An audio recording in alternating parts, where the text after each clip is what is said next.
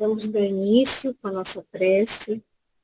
Em primeiro lugar, convidando ao Mestre Jesus a estar conosco, não só nos momentos de tristeza, mas nos momentos felizes, ou seja, todos os nossos momentos. E convidemos o Mestre a nos acompanhar. Hoje, um dia em que se comemora o Dia de Finados, né? O Dia de Todos os Santos, nós, espíritas, nos lembramos, não só no dia de hoje, mas sempre, daqueles entes que nos foram queridos e amados e que partiram. E que acreditamos estar em uma boa situação, oramos por eles. Em dias como estes, em que nossos pensamentos se voltam para os nossos irmãos que partiram, sabemos que a possibilidade deles estarem conosco em visita, nos auxiliando, rememorando momentos especiais, em que, então, que nosso percurso nessa existência, não nos esqueçamos daqueles que se foram. E mesmo que tenham reencarnado, que ainda assim, lembremos-nos deles e oremos por eles. E não só por aqueles que conhecemos, mas por todos que passam por suas dificuldades, assim como nós passamos, ou por momentos felizes. Uma felicidade, sem dúvida nenhuma, fugaz, mas necessária ao nosso estímulo de prosseguir. Convidemos Amélia Rodrigues, sua equipe espiritual, para intuir o nosso expositor no dia de hoje, aos nossos mentores das casas espíritas às quais participamos, os espíritos bondosos aos quais são trazidos por esses trabalhadores espirituais, ou mesmo aqueles que ainda estão despertando para ouvir, para aprender, para desenvolver a si mesmo. Então, é com gratidão que nós iniciamos esse trabalho, amparados pelo amor, pela luz, por todo o bem que desejamos fazer para o outro, que assim seja. Bem, só um momento. Boa tarde a vocês que adentraram, meus irmãos, no momento em que eu estava aqui realizando a prece, então sejam muito bem-vindos. Ficamos muito felizes com a presença de cada um de vocês. Hoje nós temos, no Estudando Amélia Rodrigues, nós vamos dar sequência ao capítulo 7, né, no livro Pelos Caminhos de Jesus, esse livro, que é uma sequência belíssima que nos traz Amélia Rodrigues, a qual nos permite visualizar, né, aquele período, né, ela traz de uma forma tão poética, tão verdadeira, os detalhes, mínimos detalhes que nos permitem visualizar aquela época, né, como tudo se deu. E é importante um espírito como Amélia que nos permite ter um olhar mais atento a certos detalhes que muitas vezes a história não nos permite conhecer, é mais superficial. Então, hoje, nós vamos estudar esse capítulo 7, que é na Transjordânia, a liberdade. E nosso expositor é Thales Peixoto, que já esteve aqui várias vezes, seja muito bem-vindo.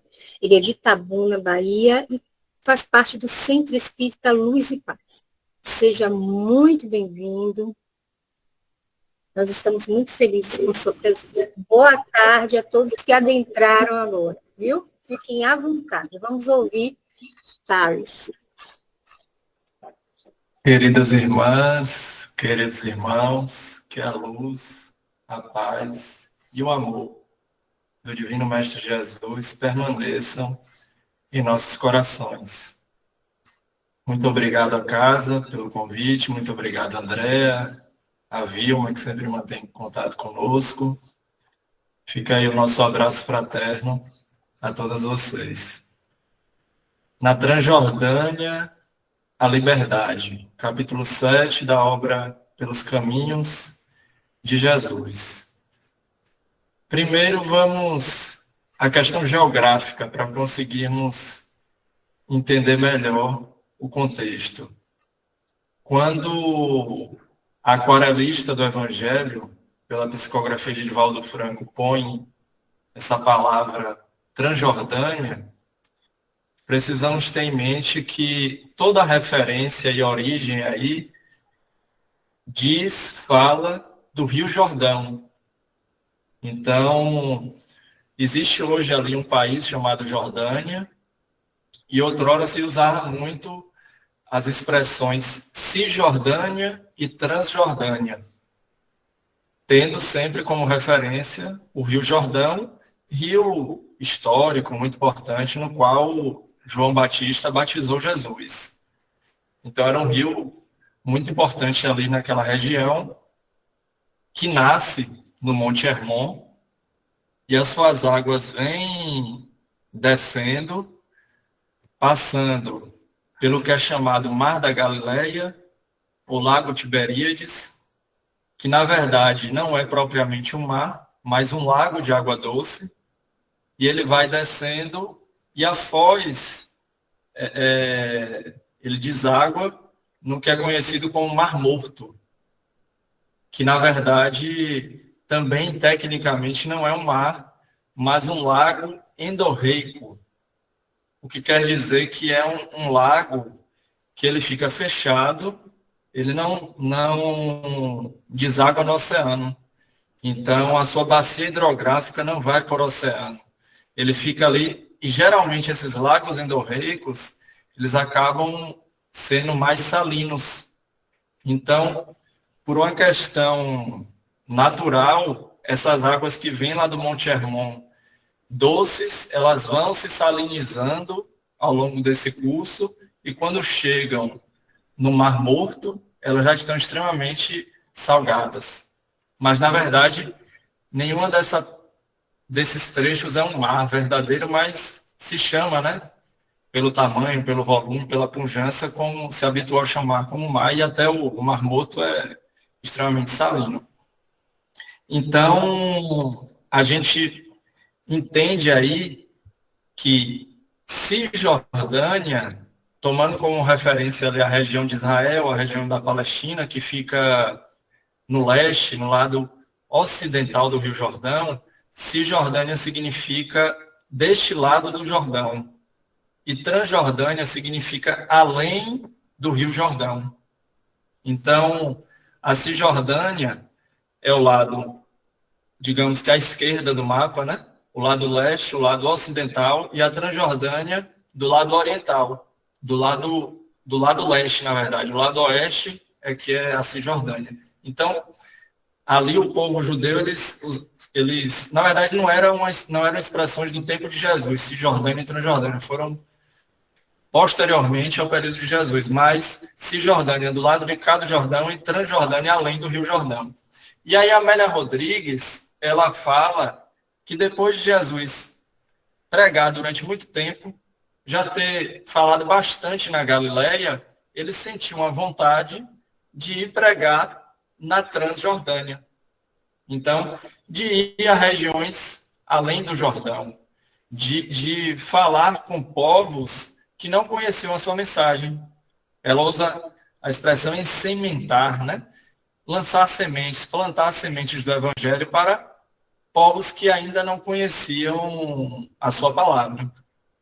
Só que ela vai descrevendo essa região da Transjordânia com planaltos extremamente áridos, desérticos, calcinados, queimados pelo sol. Um sol inclemente, um clima extremamente rigoroso, muito quente.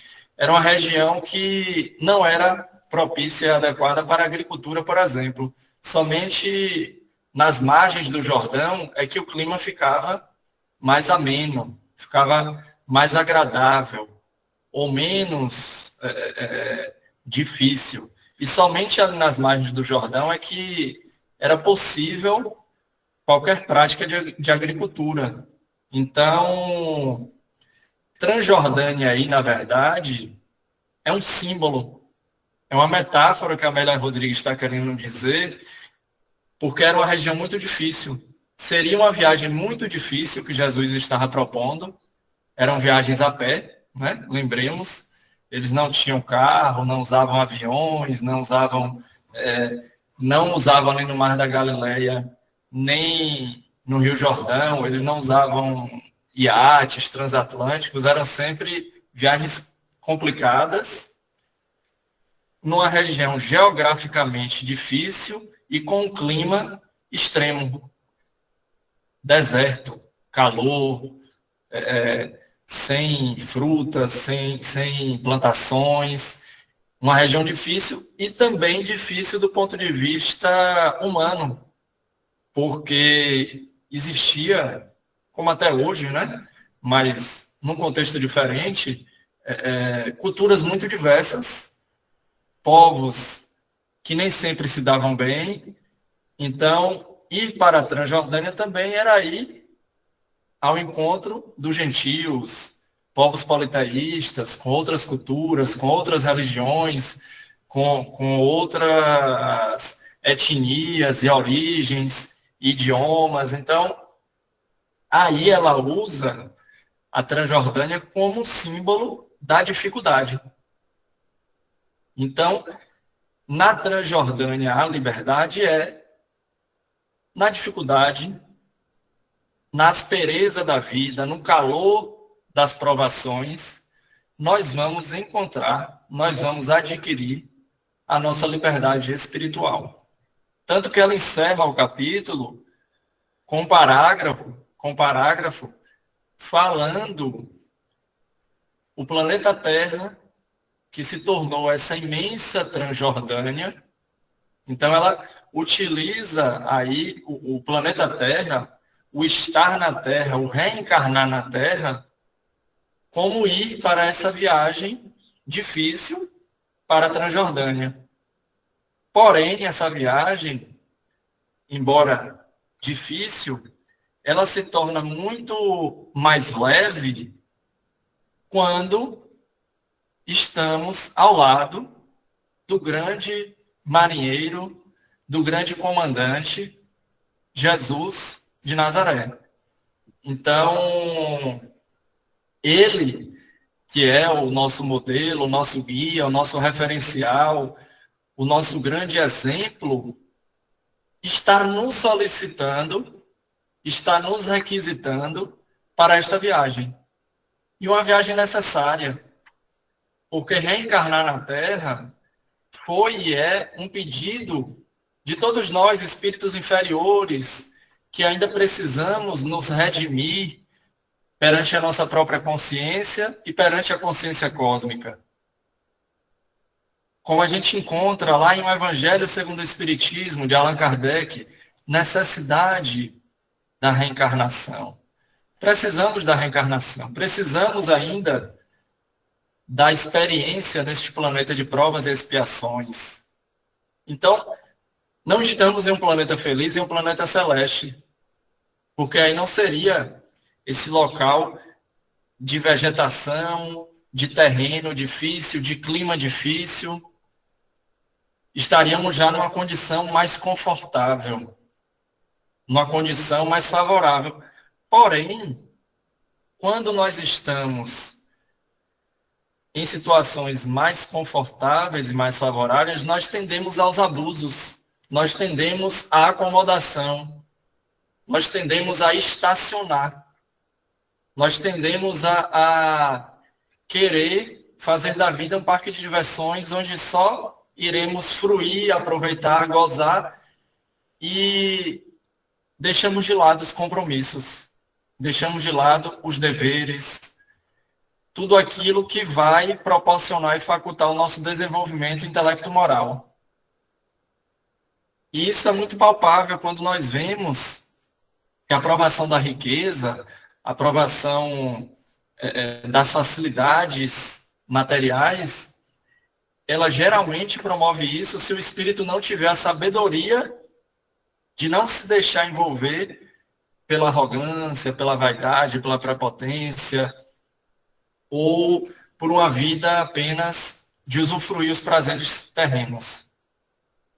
Então Jesus nos propõe fazermos dessa viagem reencarnatória, do périplo à Terra, esta grande viagem em que a Transjordânia é como aquela chama incandescente que molda o ferro,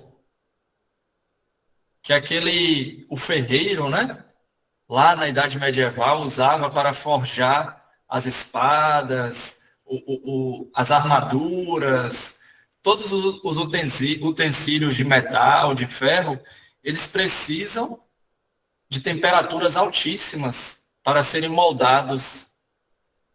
Então, é justamente nesse calor das expiações, no calor das provações, que nós somos testados e burilados pela vida. Por mais que a gente queira evitar os problemas, os desafios, as dificuldades, nós ainda precisamos muito deles, para não nos acomodarmos na inércia. Precisamos deles para despertarmos a consciência, para enxergarmos o que sem eles não conseguiríamos ver. O que a nossa preguiça, o que o nosso orgulho, o nosso egoísmo não nos faria ver. Então, somente nesse calor é que vamos conseguir comprovar a nossa fé.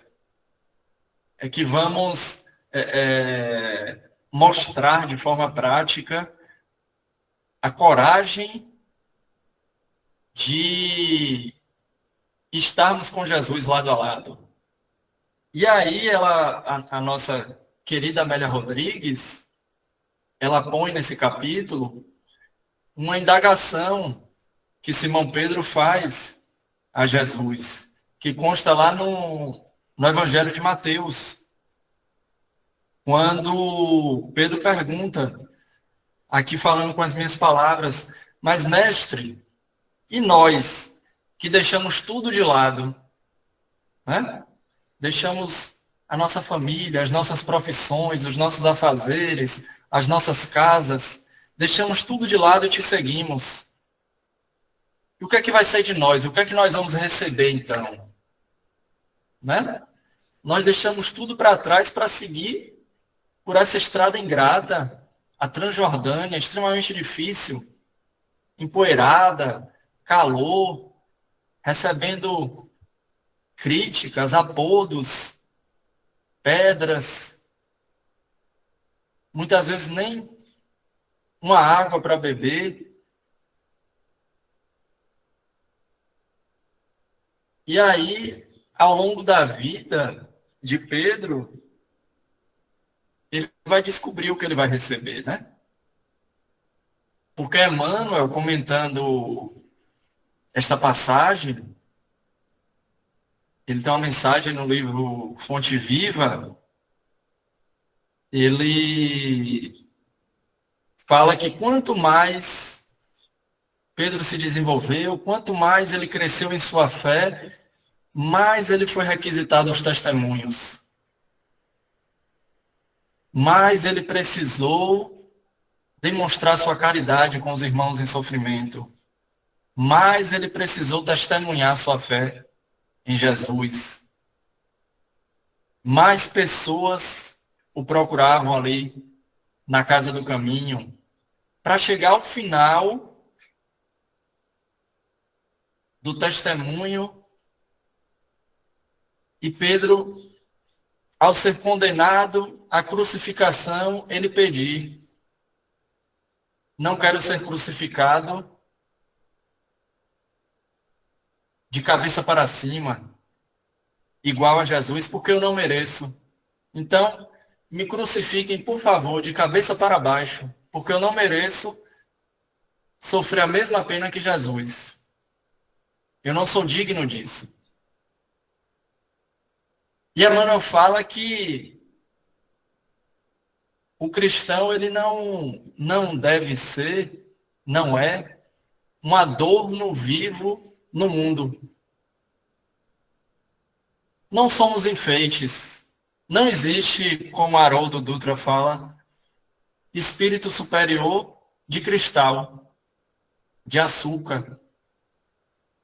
Então, quanto mais nós evoluímos, quanto mais nós aprendemos, quanto mais nós vamos passando pelas dificuldades, pelas dores, pelas despedidas, pela saudade, e vamos crescendo intimamente em nossos corações, mais seremos requisitados a responsabilidades, a deveres.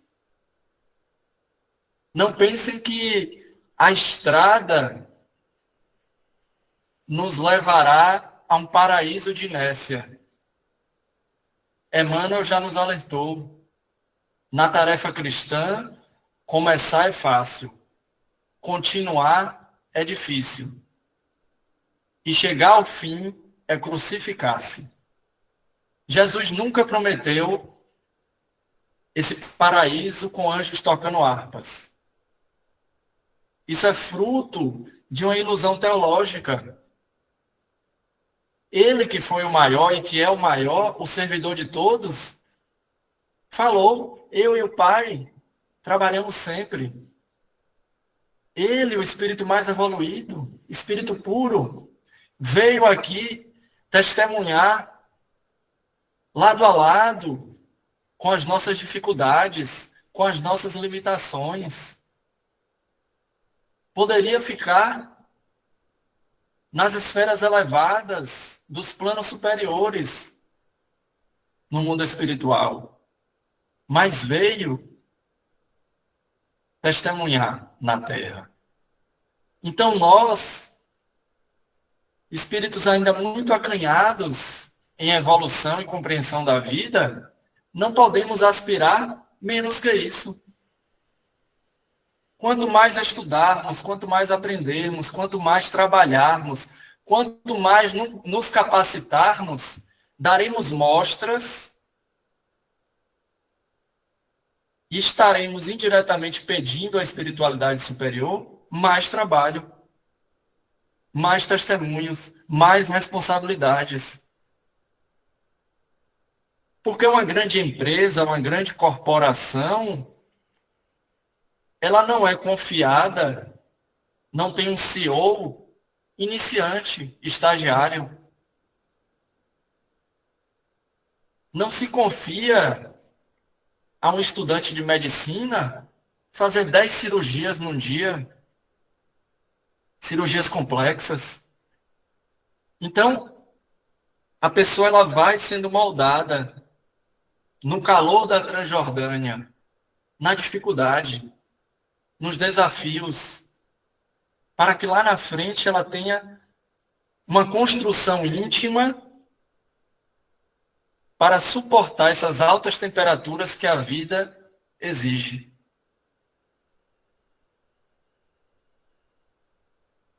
Então é uma grande ilusão acharmos que teremos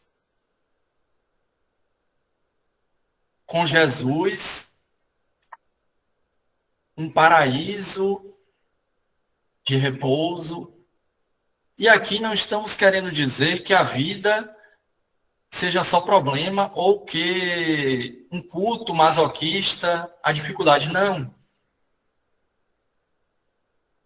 É óbvio que existem alegrias, que existem momentos de descontração, de riso, de felicidade.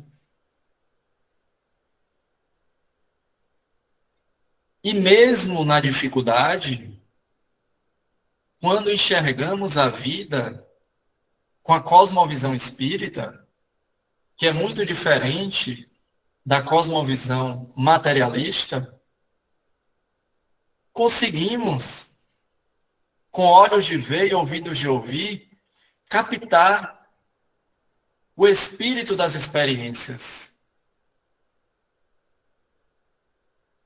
Não a letra que mata, mas o espírito que vivifica. Compreendendo a teleologia, a finalidade do que se passa. Então, o que antes seria um desastre, uma tragédia,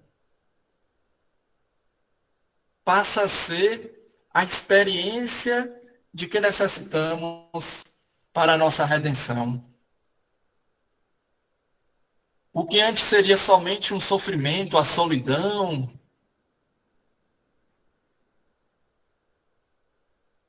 passa a ser um momento de reflexão, de meditação, de oração. A doença passa a ser uma condição de cura para a nossa purificação, para nos trabalharmos intimamente, nos conhecermos. Então, com Jesus, criaturas novas nos tornamos. Deixamos de ser o Saulo de Tarso para nos transformarmos no Paulo de Tarso. E é justamente essa Transjordânia a nossa estrada de Damasco. Mas desde que despertemos, nos conscientizemos disso e aproveitemos a jornada. Porque nem todos os convidados aceitaram o convite do Mestre. E nem todos os chamados vestiram a túnica nupcial para adentrarem o banquete celestial. Tal qual as virgens imprudentes, aquelas noivas que não prepararam o seu azeite, as suas lanternas, a maioria da humanidade caminha sem rumo, a matroca, sem saber para onde vão, como autômatos, que não sabem de onde vieram e para onde vão. Mas nós, que conhecemos Jesus e Kardec, que segundo Emmanuel, perante a sabedoria divina, a providência divina situou, conjugou perfeitamente Jesus e Kardec. Jesus a porta, Kardec a chave. Nós que conhecemos o caminho, que é o Mestre, que nos conduz à verdade que liberta e à vida em abundância, não podemos caminhar como cegos guiados por outros cegos. Porque Jesus é a luz do mundo. E quem se guia por essa luz jamais se perderá.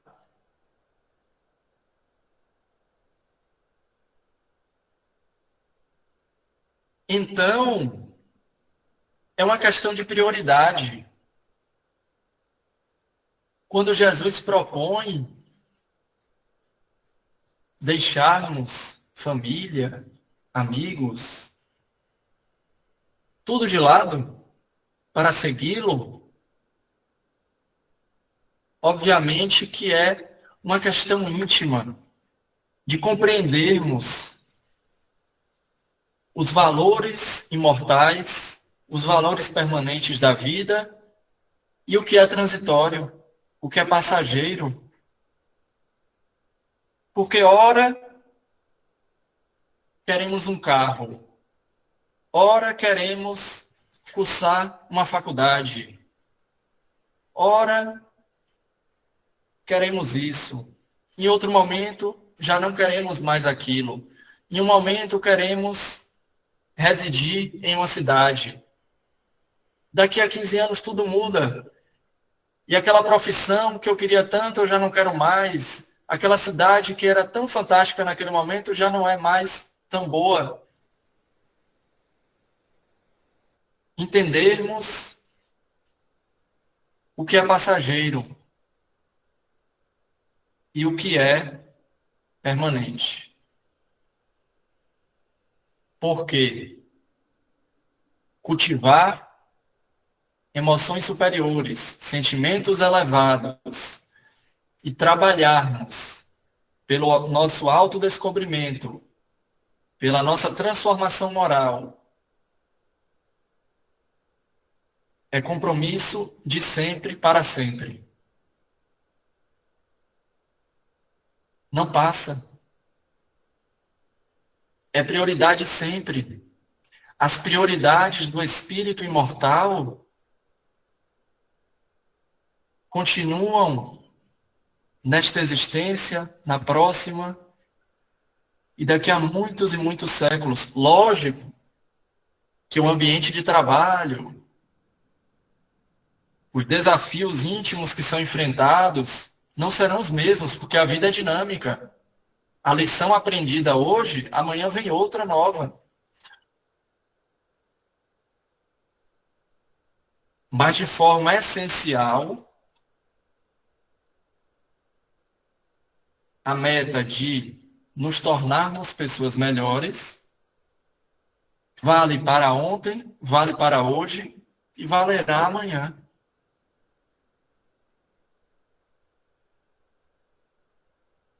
E nesta sociedade do espetáculo, dos likes, do culto às formas, às aparências, nem sempre, ou quase sempre, o que se busca, o que se promove coletivamente, atualmente, dura, geralmente são músicas que duram algumas semanas, famas de 15, os famosos 15 minutos de fama, ídolos que duram minutos, relacionamentos líquidos, né? Na expressão do sociólogo Bauman. Então, uma sociedade que promove e cultua o passageiro, o material, o efêmero. Mas Jesus nos mostra justamente a vida eterna. A vida em abundância. Nos mostra esse Pai de amor. Nos traz essa consciência da imortalidade. Começamos antes do berço e não terminaremos no túmulo. Prosseguiremos. E o que é que eu estou fazendo para o que eu serei amanhã? Qual a minha responsabilidade com a minha vida futura? O que é que eu estou semeando? Porque cedo ou tarde eu colherei. Lei de semeadura e colheita. Então precisamos entender que Jesus ele não propôs deixarmos o mundo de lado. Mas como a lição do Evangelho segundo o Espiritismo, um homem no mundo, nos ensina, precisamos fazer mesmo as futilidades do mundo com a pureza que a santifique. Estarmos no mundo sem sermos do mundo.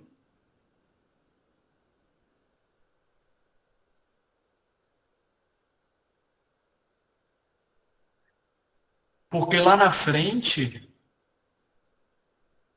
se as pessoas ao nosso redor não optaram por seguir Jesus, estaremos nós de braços abertos para recebê-las. Porque é uma questão de tempo. para que haja o despertar do Espírito. Mesmo os mais endurecidos, os mais perversos,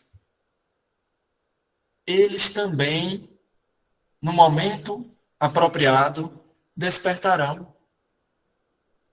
Se renderão à luz maior da vida e seguirão o caminho do amor e da paz. Mas não podemos desperdiçar as oportunidades e o nosso tempo na Terra.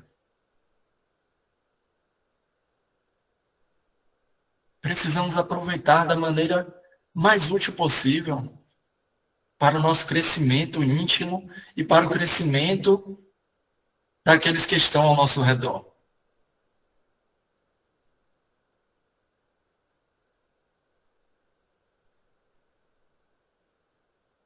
E nas dificuldades da Transjordânia, que é a reencarnação, nunca nos esqueçamos que por trás das nuvens mais escuras brilha um sol de luz fulgurante, que nos aguarda, nos espera há muito tempo, de braços abertos. E esse sol é Jesus, estrela de primeira grandeza, que precisa apenas do nosso esforço, da nossa decisão. E toda decisão causa uma cisão, como a Amélia põe no capítulo. Toda vez que optamos por um lado, deixamos o outro lado de lado. E nem sempre seremos compreendidos. Mas isso é passageiro, isso é momentâneo. Estejamos em paz com a nossa consciência. Busquemos fazer o nosso melhor. Aos poucos, todos caminharão no caminho do bem, no caminho da honestidade, no caminho da retidão. Não necessariamente da forma como a gente quer, no tempo que a gente quer, na religião que a gente quer.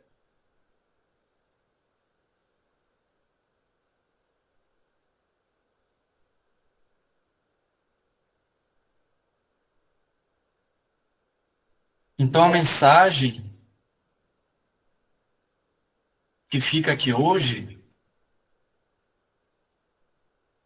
não é reproduzirmos ali aquele pensamento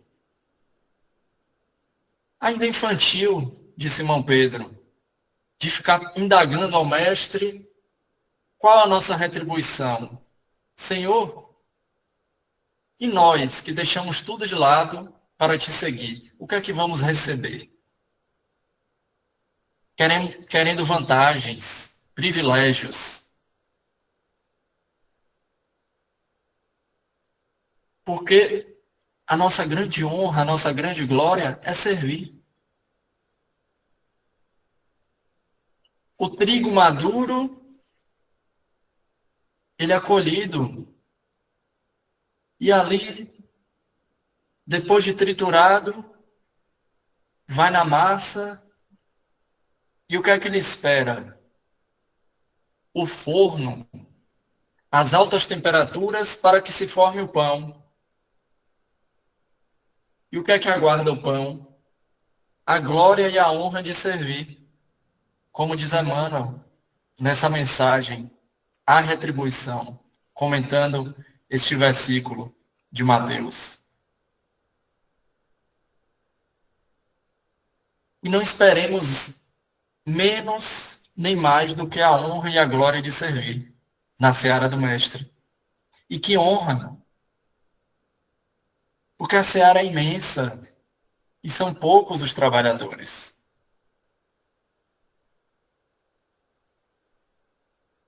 Que honra tiveram aqueles primeiros cristãos Que honra tiveram os precursores ao tempo de Kardec. E agora, na formação da terra regenerada,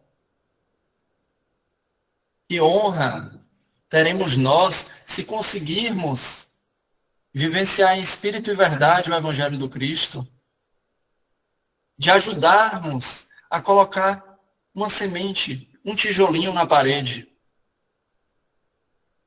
Nós que outrora atrapalhamos o progresso da terra, estávamos entre os que faziam as guerras, os que criticavam, os que jogavam pedra na cruz. Agora, já queremos concorrer entre aqueles construtores da Era Nova. Olha como melhoramos.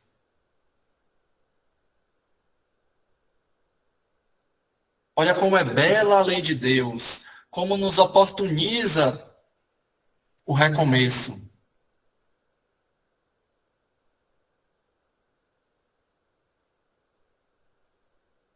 Então, já finalizando, minhas irmãs e meus irmãos, nos ensina a sabedoria judaica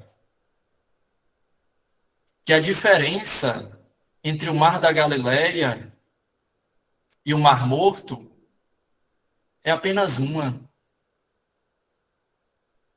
Nós vemos o Mar da Galileia extremamente piscoso, muitos peixes, né? As pescarias todas ali ao tempo de Jesus, todas aquelas passagens, extremamente fértil, produtivo, e o Mar Morto parado, inerte, sem vida. E a sabedoria judaica ensina que a diferença é: as águas vêm do Monte Hermon e o Mar da Galileia as recebe e doa. Recebe e doa.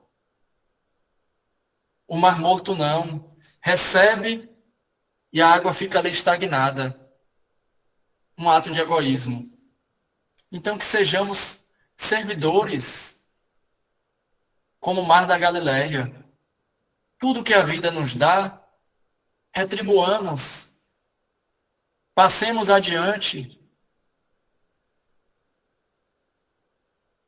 Porque nenhuma árvore se alimenta de seu próprio fruto.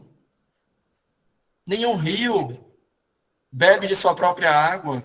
Uma lição da natureza nos convidando a servir. Para não ficarmos egoisticamente fechados em nós mesmos e estagnados como um mar morto. Muita luz, muita paz e muito amor para todos. Gratidão, Thales. Alguém gostaria de fazer alguma pergunta, alguma colocação? Fiquem à vontade.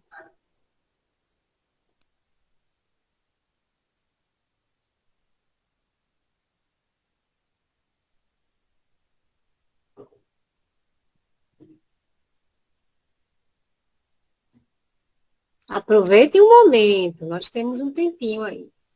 É muito importante essa fala, que trazendo para nós as lembranças de Amélia Rodrigues, e a gente lembra de uma frase que ela deixa para a nossa reflexão também, que a misericórdia é o antídoto do ódio, voz da inteligência que dialoga e vence o instinto.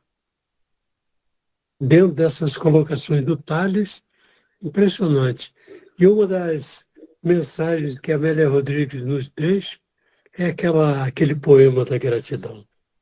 E maravilhoso, inesquecível, não é verdade?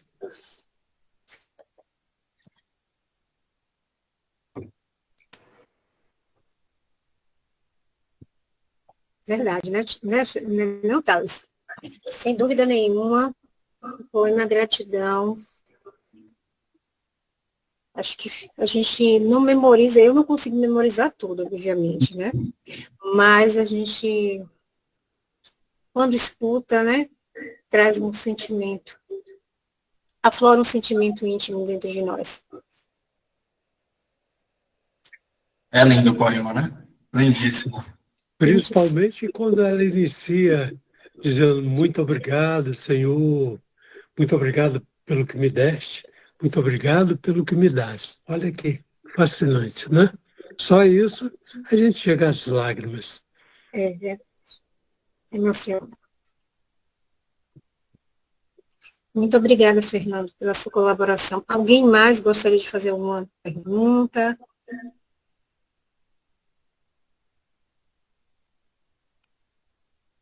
Não?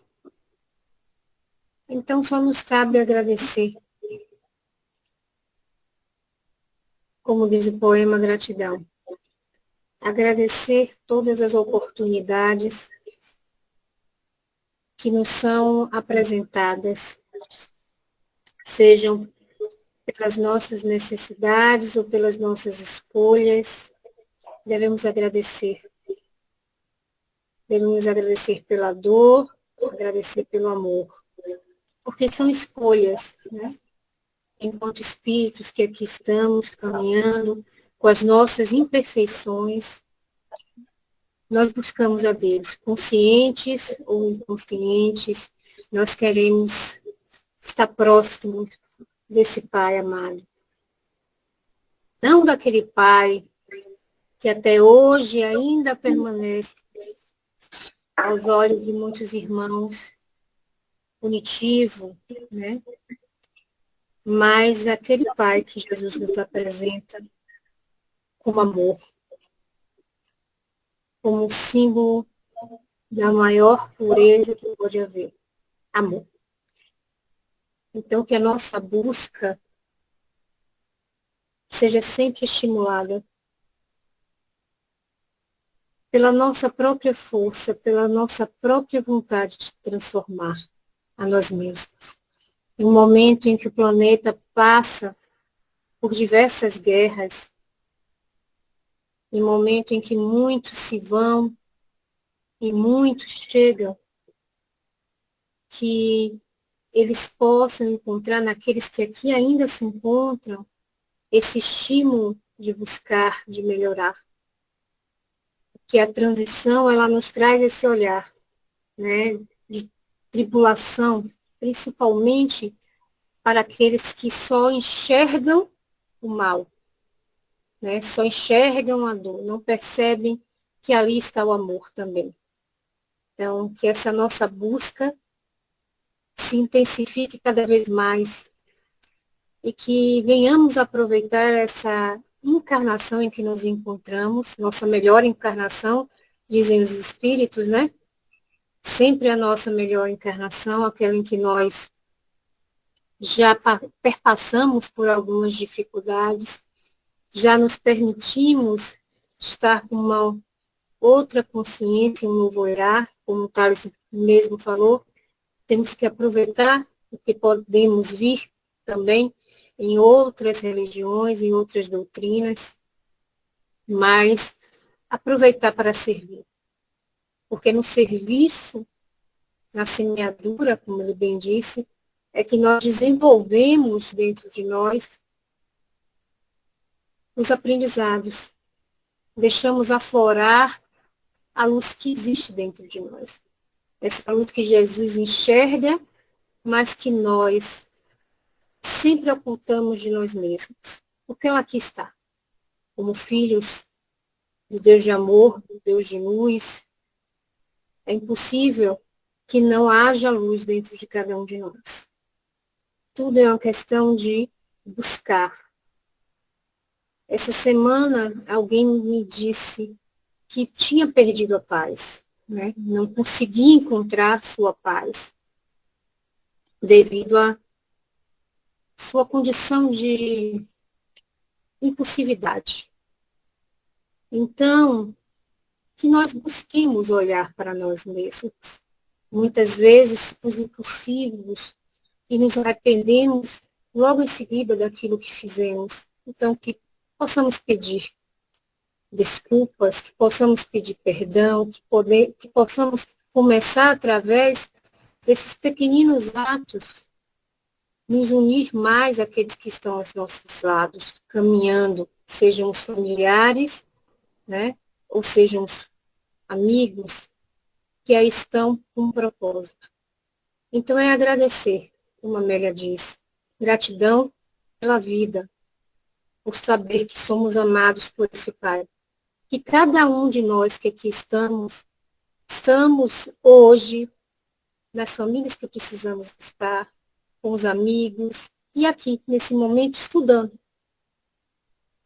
Olha que oportunidade maravilhosa. Aprender. E é tão simples, porque muitas vezes nós temos aquele sentimento, aquele conhecimento, mas não sabemos expressar. Então, nada melhor do que um sorriso e um cumprimento. Enquanto tantos transtornos mentais estão aí claramente se fazendo presente, enquanto a dor cega alguns, e possamos ser aqueles que sorriem, que cumprimentam, não esperando o retorno daquele sentimento que nós estamos a colocar pelo outro, mas cumprindo com as diretrizes do Mestre Jesus. E isso é muito importante, porque a vida é preciosa, é eterna, sem dúvida nenhuma. Mas importantíssima é essa encarnação. Então, que vamos trabalhar não só por sermos espíritas, mas, acima de tudo, por sermos espíritos. Então, eu agradeço a cada um de vocês. E peço a Deus, a prece vai ser só isso, gratidão. Peço a Deus que abençoe e ilumine cada vez mais cada um de nós e todos aqueles que caminham em sua criação, não só neste planeta, como nos demais. Não só os encarnados, mas também os desencarnados. E até semana que vem. Luz e paz para todos. Assim seja.